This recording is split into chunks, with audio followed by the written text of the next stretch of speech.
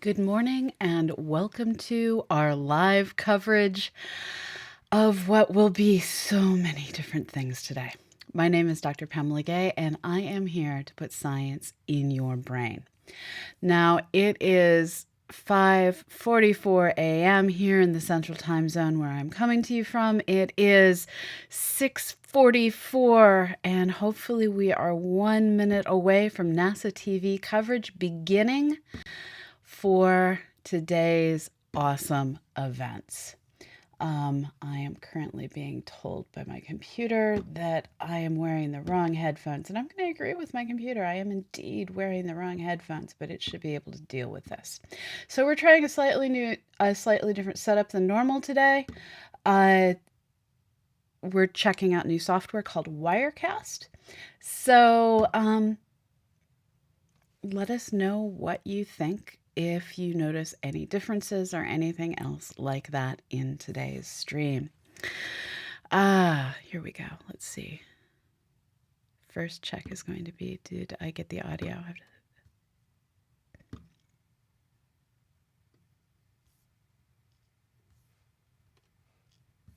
I seem to have accidentally. Stands fully fueled, ready to launch just over 16 minutes from now to send an unpiloted Progress resupply ship, a Russian resupply cargo craft, to the International Space Station on a fast-track to-orbit, 3-hour express delivery run to send more than 3.5 tons of food, fuel, and supplies to the crew members on board the International Space Station. The flight, as it always is for a Progress or a Soyuz vehicle, will be controlled after the Progress reaches its preliminary orbit by flight controllers at the Russian Mission Control Center in the town of Korolyov on the outskirts of Moscow. The flight control team has been on console throughout the course of the morning hours, monitoring all of the preparations at the launch site in the Central Asian desert. Here in Mission Control in Houston in the International Space Station Flight Control Room, the Orbit 1 team of flight controllers has been on console throughout the overnight hours, led by Flight Director Greg Whitney. He and his team of flight controllers working in tandem with the Russian flight control team down in Baikonur and outside of Moscow. Whitney in the dark sweater, joined on console in the burnt orange shirt by spacecraft communicator Travis Fitzgerald, who is talking to the crew on board the International Space Station. At the bottom of your screen is Flight Director Rick Henfling, who will be the flight director for the docking phase of the Progress's automated approach and link up to the Piers docking compartment later this morning after its two-orbit trek to the International Outpost. It's a beautiful day down in Baikonur, mostly sunny skies, temperatures about 56 degrees Fahrenheit. The Soyuz 2.1A booster was fully fueled several hours ago. All of the propellants being replenished at this hour as we are in the final minutes of the countdown that will lead to a launch at 6:01 and 34 seconds a.m. Central Time, 4:01 and 34 seconds p.m. at the launch site in Baikonur. The Progress is carrying 3,375 pounds of propellant to the station, 104 pounds of oxygen and air, 926 pounds of water, and 3,117 pounds of spare parts and other supplies for the crew on board the International Space Station, including some of the components that will be used next Monday during the next spacewalk to be taken by the Expedition 59 crew members, David St. Jacques and Anne McLean, to set up some structural support trunnion devices on the outside of the Columbus module of the International Space Station. That's all loaded in this unpiloted Progress craft. At the time of launch, the International Space Station will be flying over southwestern Kazakhstan, 316 miles behind the Progress as it begins its climb off the launch pad. 38 seconds after Progress launches, the space station will pass directly over the Baikonur Cosmodrome and then leapfrog past the Progress en route to being in a position in front of the Progress, where at the 8-minute 46-second mark after launch, when the Progress is released from the third stage of the Soyuz 2.1A booster and moves into its preliminary orbit, the ISS will be 1,049 miles ahead of the Progress vehicle as the Progress begins a series of pre-programmed engine firings to increase its altitude and fine-tune its path to the International Space Station for the automated docking to the Piers docking compartment that is scheduled at 9:25 a.m. Central Time this morning. This is the second two-orbit rendezvous that the Russian flight control team will be executing, the first coming last July with the 70 Progress vehicle. The trajectory of this particular flight results in a very narrow phase angle at launch. That's the corridor.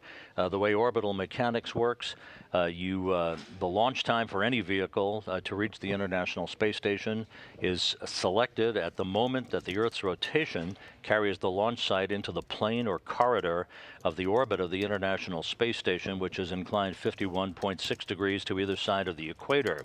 In this case, to reach the space station in just two orbits, the launch will occur with a narrow phase angle at about 2.4 degrees, and at orbital insertion, 8 minutes and 46 seconds after launch, that phase angle will have expanded, but still narrow at 14.4 degrees. Think of it as driving your car on an on-ramp to a freeway and hitting the correct lane with just seconds to spare so that you're in the right direction of travel. That's the way the phase angle and the launch time are calculated to bring the Progress to a two-orbit, 3-hour rendezvous and a link up to the International Space Station for an expedited delivery of its 3.7 tons of cargo. We're about 10 minutes, 45 seconds away from launch. All of the preparations have gone very smoothly. Earlier this week, on Monday, the Progress was transported to the launch pad from its processing hangar just about a quarter of a mile away at Site 31. The familiar railroad car hauling the Progress vehicle and then hydraulically lifting the vehicle to its vertical position on the launch pad. This all occurring this past Monday at Site 31 at the Baikonur Cosmodrome in Kazakhstan.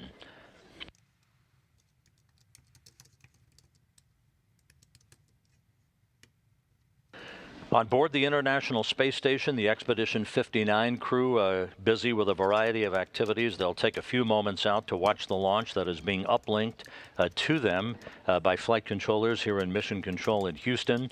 From left to right, Canadian Space Agency astronaut David St. Jacques, NASA's Anne McClain, the commander of Expedition 59 from Roscosmos, cosmonaut Oleg Kononenko.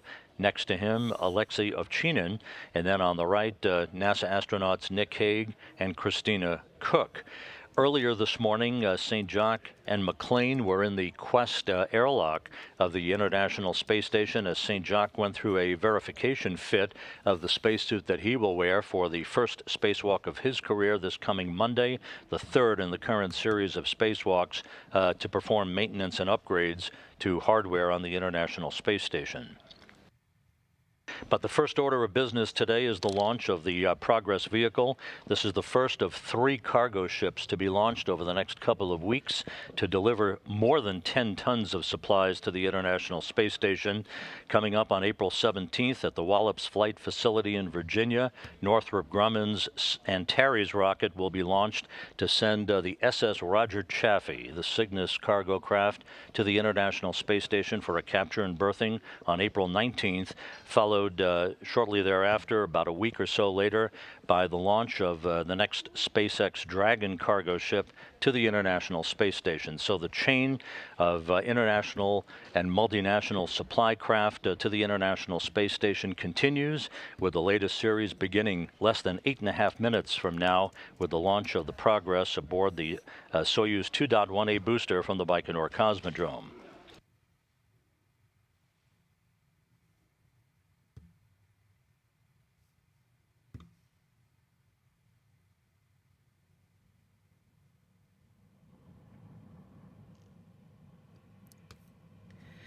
Okay, folks, that was a whole lot of content so early in the morning. So we are now, as he was saying, about 7 minutes away from launch of this Progress launch. It is, I hate to say it, time for me to actually transition into adding a beg to our stream. We're trying to make sure that we can pay Annie a living wage for the hours that she works on this stream, and we're looking to buy some more software. So I'm going to throw up a Streamlabs donations goal for the rest of the month to see if we can actually make sure Annie gets paid for all the hours she puts into this. So at this hour, the International Space Station is flying from southwest to northeast across the Saudi Peninsula. Again, the space station will be slightly behind the Soyuz booster in the Progress as it begins its climb to orbit, with launch just under 7 minutes from now. But of course, the space station will leapfrog past the Progress during its climb to orbit. The Soyuz 2.1A booster, a 3-stage rocket. The first stage, with its liquid fuel engines and strap-on boosters, will burn for 1 minute 58 seconds before the strap-on boosters are jettisoned and the first stage separates. That'll be followed about a minute later by the jettisoning of the launch shroud that you see, that conical dark section at the very top of the Soyuz booster that envelops the Progress resupply ship. The second stage engine burns for 2 minutes and 39 seconds to continue propelling of the Progress toward its preliminary orbit. The second stage separation will occur at the 4 minute 47 second mark, followed by the ignition of the third stage engine, which will burn for an additional 4 minutes and 9 seconds until it is shut down at 8 minutes and 46 seconds after launch, followed just seconds later by the Progress's separation from the third stage and the initiation of the deployment of its solar arrays and navigational antennas.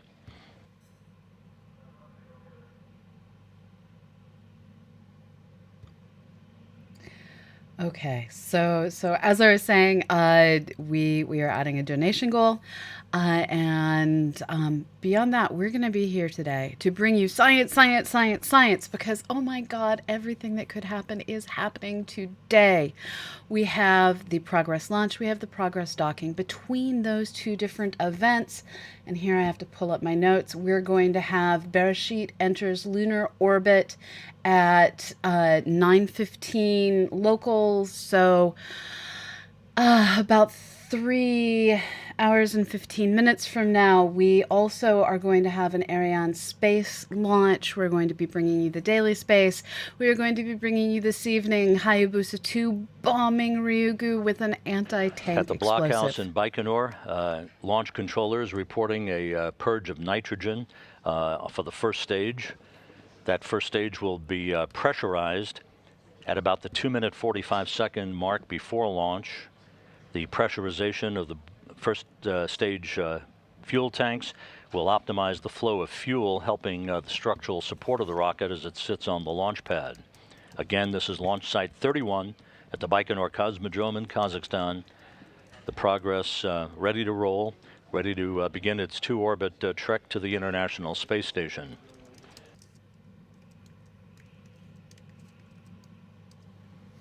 Just 4 minutes until launch.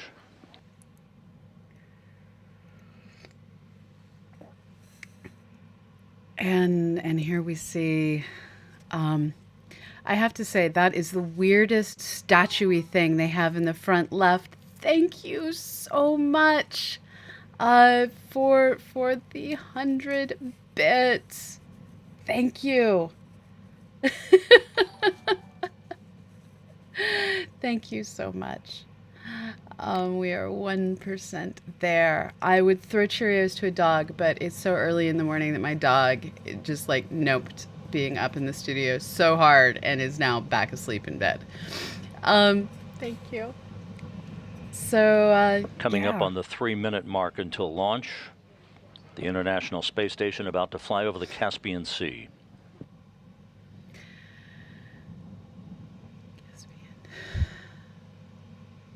This is me trying to remember exactly where the Caspian Sea is. So this is starting out in that isthmus of land, I think that's the right word, between the Black Sea and the Caspian Sea.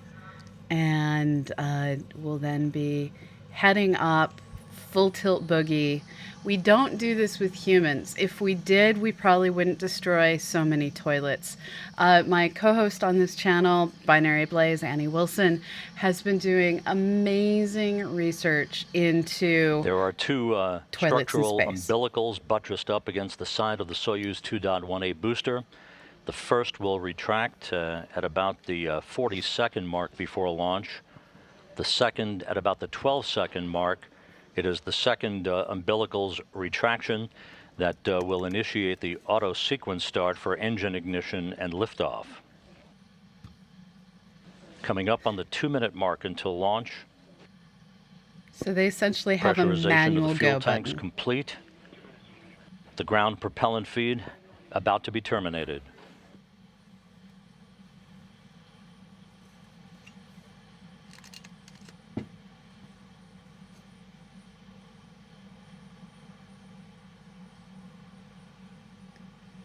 Okay, this is the 1 minute to go mark. Let's stare and wait for that arm to get pulled out. I just love that this is essentially a manual process. You pull this out, the rocket goes. It's very Russian. And deeply amusing. This is not SpaceX. This is old style, get her done, get to space. Everything is go for launch, coming up on the 1-minute mark.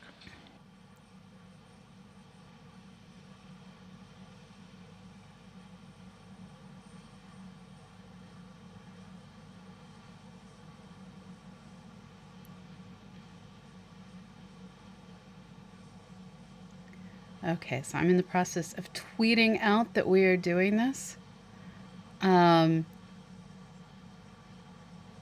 So please feel free to also share out to your friends, your Discords. We are live streaming all the things.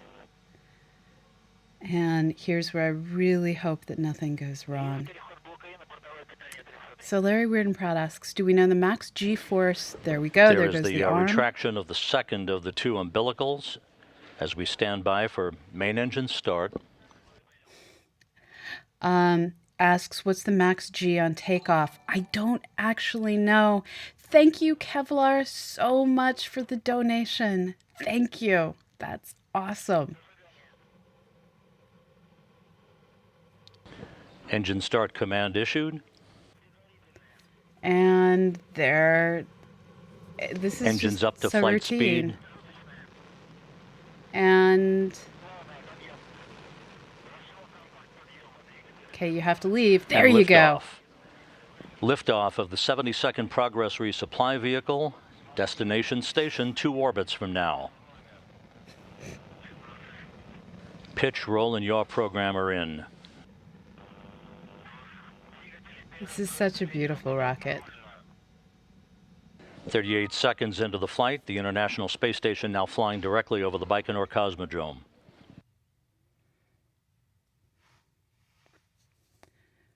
So they are launching over a mostly empty part of Russia and over the Caspian Sea. So if something goes wrong, they're not going to take out a lot of humans, but this is a very different approach to how we do it in the United States, where we consistently launch over water. But then we also don't have as much empty space as they do in Kazakhstan. So 1 minute, 15 seconds into the flight. The Soyuz booster passing through maximum dynamic pressure.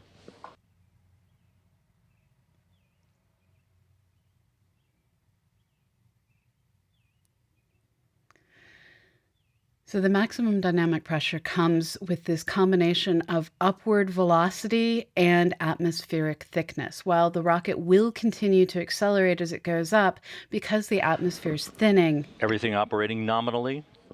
There's that word. Because the atmosphere is thinning, Good structural parameters reported from the launch engineers in Baikonur.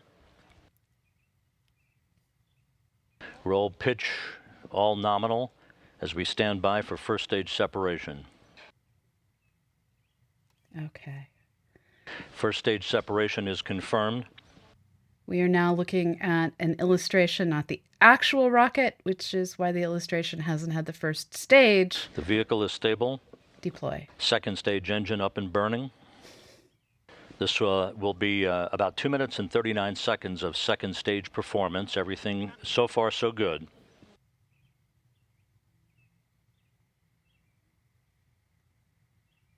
Okay, so we're good roll, pitch, and yaw. Second stage engine reported to be operating normally. Everything looking good.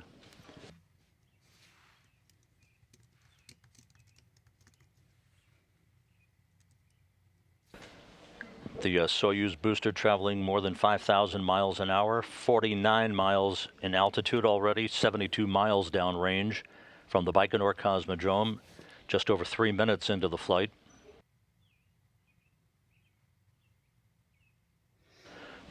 Shroud jettison has been confirmed.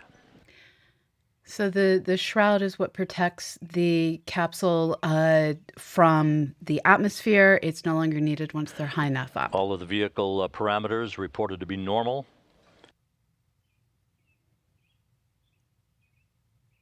About 1 minute, 11 seconds left in second stage performance. One of these days, I'm going to do a tally of how often they use normal versus nominal. We learned the other day that India always says normal. They don't say nominal.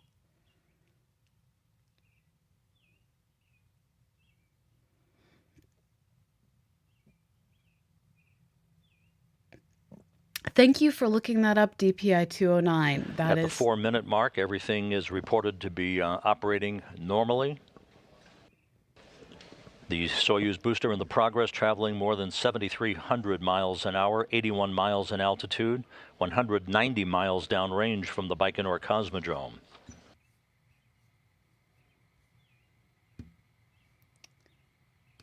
So we uploaded a bunch of new emotes. Coming up on the 4.5 minute mark into the flight. I'm just going to shut up. Let's enjoy this. Standing by now for second stage shutdown and second stage separation.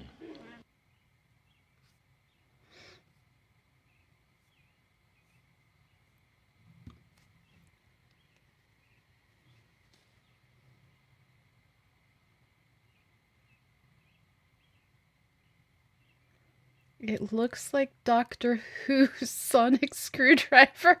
Second stage separation is confirmed. Third stage engine up and running. Everything looking good at the 5-minute mark into the flight. About 3 minutes and 45 seconds of powered flight remaining.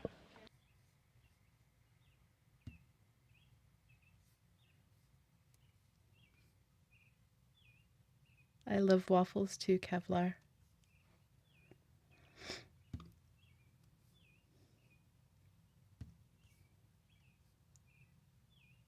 All structural parameters still nominal according to the launch engineers at the blockhouse in Baikonur at the 5.5-minute mark into the flight.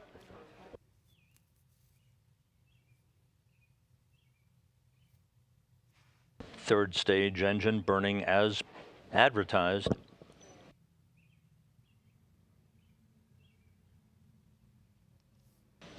The third stage of the Soyuz 2.1A and the Progress now traveling 11,000 miles an hour, 115 miles in altitude, 472 miles downrange from the Baikonur Cosmodrome. Roll, pitch, and yaw program, all nominal. Good structural parameters being reported at the 6-minute, 15-second mark into the flight. 2.5 minutes of powered flight remaining. So regarding advertising, they have launched advertisements before. So you can apparently get things painted on a Progress if you pay enough. They're creative in how they pay for their space agency with Roscosmos.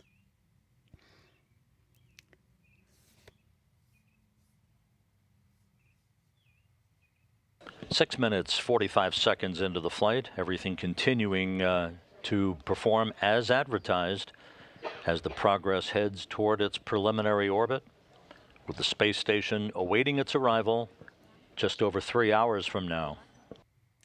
So this kind of a fast path from the ground to the space station isn't one that we do with... Roll, pitch, and yaw, nominal. Third stage engine burning as advertised. Everything looking good. Isn't one that we do with all of the ISS missions. This is because it leaves a lot less room for error. You have to nail it. Now, with 7.5 minutes into the flight, I'm just going to mute him. the Soyuz and the Progress now traveling 14,000 miles an hour, 124 miles in altitude. The trajectory flattening out. About 1 minute of powered flight remaining.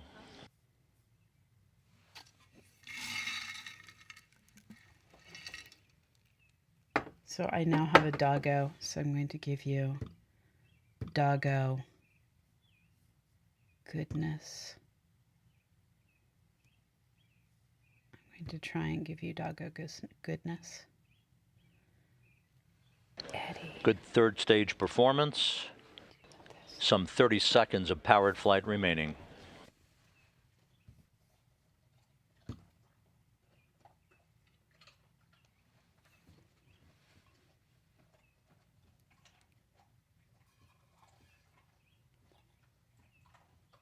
We're at the 8.5 minute mark since the Progress lifted off. Standing by for third stage shutdown and spacecraft separation.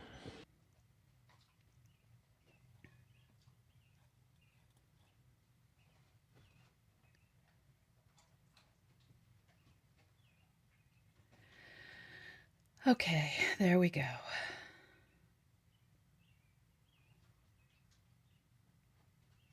Third stage shutdown confirmed. Spacecraft separation confirmed. I love how... Oh, that was weird. I love how old school their graphical animation and is. the report from Mission Control in Korolyov is that the solar arrays and the navigational antennas All of the appendages have deployed as advertised. So this was a perfect launch, right on time, a flawless ascent, uneventful, as the Progress now has reached its preliminary orbit for a 2-orbit trek to reach the International Space Station. Just to recap, liftoff occurred on time at 6:01 and 34 seconds a.m. Central Time, which was 4:01 and 34 seconds p.m. in Baikonur at the launch site. The Soyuz 2.1A booster lifted off from launch site 31 in Baikonur, climbed out to the northeast, and began its journey to catch up to the International Space Station. That will culminate with an automated docking to the Pirs docking compartment on the Earth-facing side of the Russian segment of the outpost, coming up in about 3 hours or so at 9:25 a.m. Central Time, 10:25 a.m. Eastern Time.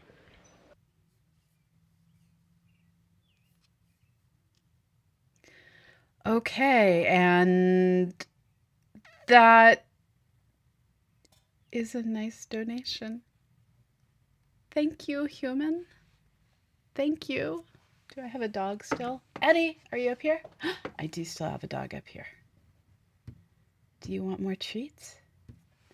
Do you want more treats? You do. You think you do. And with the television camera having been deployed and activated on the Progress 72 cargo ship, this first view from that camera with the engineering overlay, you'll be seeing more of these views in a couple of hours or so when we're back on the air for rendezvous and docking of the Progress to the Pirs docking compartment. But this is the first test of the telemetry stream from the Progress 72 back to the control center in Korolyov, where the Russian flight controllers now begin their work to follow the journey of the Progress 72 to reach the International Space Station. The first rendezvous burns will begin in about 28 minutes, the so-called DV1 or Delta Velocity 1 burn, using the main engine on the Progress, about a 90-second engine firing. That will raise the altitude of the Progress to match that of the International Space Station and to fine-tune its path to the International Space Station. That'll be followed around the top of the hour with the Russian flight controllers giving a go, no-go for the 2-orbit rendezvous. But so far, so good, with all of the elements on the Progress 72 in good shape, as it made a flawless trek off the launch pad in Baikonur toward its preliminary orbit, and now begins a 3-hour journey to reach the Pirs docking compartment and the delivery of more than 3.5 tons of food, fuel, and supplies. So that'll wrap up our launch coverage for Progress 72. One programming note, we'll be back on the air in 2.5 hours at 8:45 a.m. Central Time, 9:45 a.m. Eastern Time with our rendezvous and docking coverage. Docking again is scheduled at 9:25 a.m. Central, 10:25 a.m. Eastern Time. So we'll see you back here in a couple of hours. For now, we'll wrap it up. This is Mission Control Houston. All righty. So I'm going to pause it on that. So this has been the start of a day that is going to be filled with rockets. We do have a break between now and the next event. So Arianespace is going to launch after the docking event, and Bereshit is going to enter lunar orbit before the docking event. All of that starts in about 3 hours. We will be back right here on CosmoQuest X to bring you more of all of this exciting science after I've gotten some breakfast. I am so glad that all of you have been here so far. I will be back on air doing time zones in my head. We still don't have all the information on when Bereshit's going to go live with their live stream. So they're supposed to enter lunar orbit at 10:15 Eastern, which is in 3 hours. We will be back at 9:45. We'll come back 30 minutes before then. So come back at 9:45 Eastern, which is 8:45 Central, which is 6:45 Pacific, and is 3:15 in London in the afternoon. Did I see the news about Chandrayaan-2 late yesterday? No. What is Chandrayaan doing, Kerbal? I don't know. I'm going to Google now. I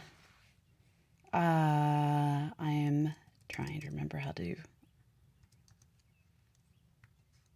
thank you for your patience with my lack of morning ability. Vikram hurt during practice puts Chandrayaan-2 on bench.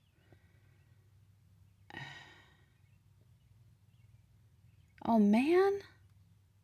So Chandrayaan-2 is supposed to have a lander. It's deferred until May. There's supposed to be a second lunar exploration mission. So we can't really say anything about how this isn't normal. We shook James Webb Space Telescope and bolts fell off. This happens.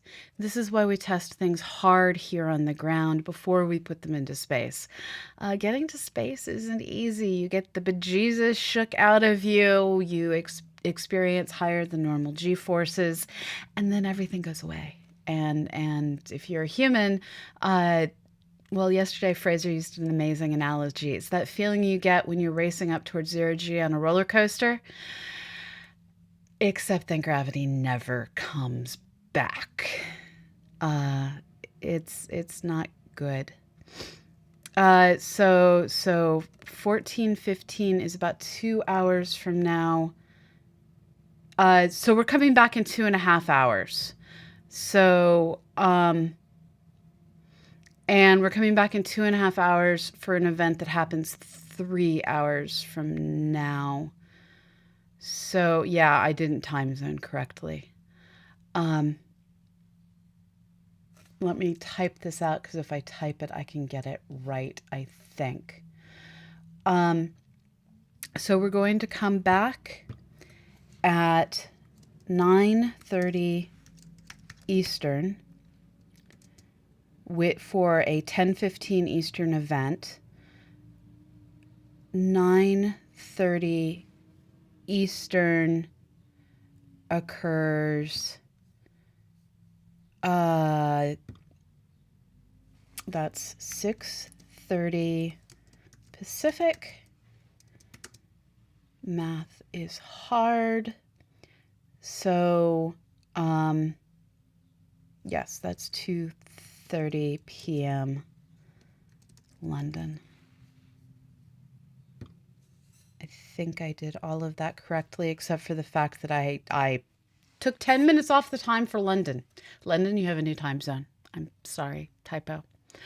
Okay, did that make sense to everyone? Do you have any further questions before I go off and find breakfast and we make life a thing that is happening? We will be bringing you continual coverage today of all the different things that are going on as they go on. Let me bring up the schedule of events as brought to us by Twitter, because where else do you follow these things? So here is in Eastern times. Thank you, Trekker Kev, for the bits. I don't think I have a dog up here right now. I don't. Thank you, Trekker Kev, for the bits. So here is the list of everything that is going on today. And we're going to try and bring as much of it as we can to you right here on twitch.tv. My name is Dr. Pamela Gay. I think it says that underneath. It does say that underneath.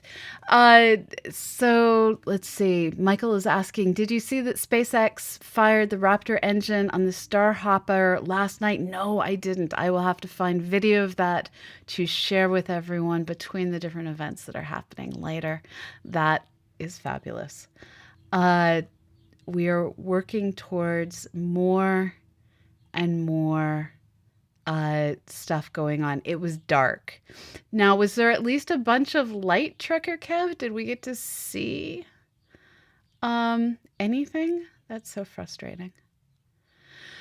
I can understand why they would test at night, but that's still frustrating. Okay. There is video. Okay. If you can drop me the video over in Discord, that would be amazing. And once again, we are looking for any feedback you may have on our new setup. If you notice any differences other than I'm on the left-hand side instead of the right-hand side, these changes were made. We're just trying some new software, basically. Okay. I think it's time for me to go find breakfast.